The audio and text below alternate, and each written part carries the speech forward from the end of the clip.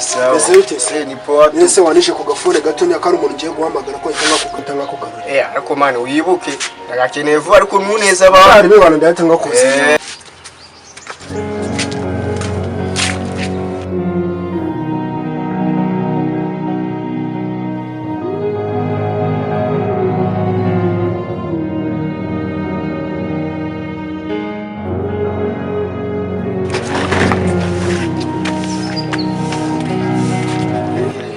Caritas una telefone yanjye ubungu barayigarura kuko nabona ko amasaha arimo aracika.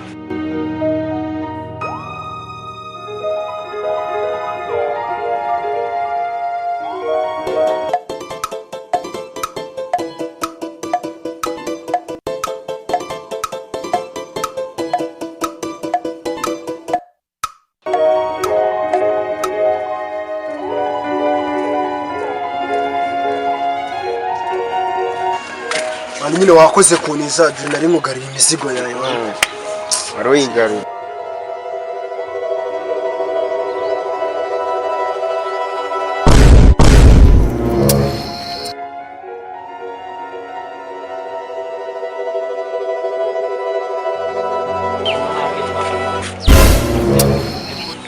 Kuzane simukadi se telefone iri. We nakuzi ibintu bimbaye. We ndimo ndavuga n'umuntu mukubye nsanga sigaranye simu mu ntoki. Numba turi inshuti nakubabaza. Ubuse zongera kubona phone ijya mu simukadi 3 urya. No njewe nzakuze nijya mu simukadi 6 kandi nakubeshya tu. Bashesha 6 rwose. Sawa ndategereje.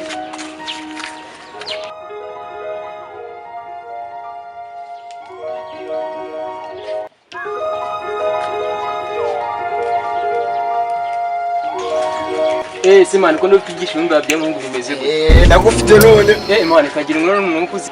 Natanze komande w'umuzigo urenze. Uza internet yayo ni 6G. What? Usobanura ko wajya mu simukadi enye.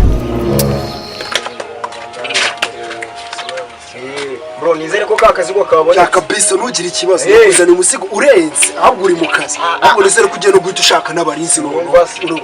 Urareka kigo cyo mu rugo kibonya. Cyakabonye.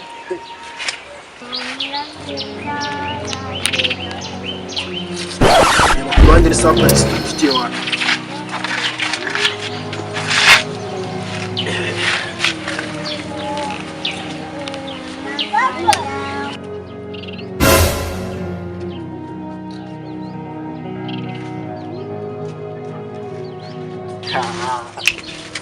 Urabonetse shawa.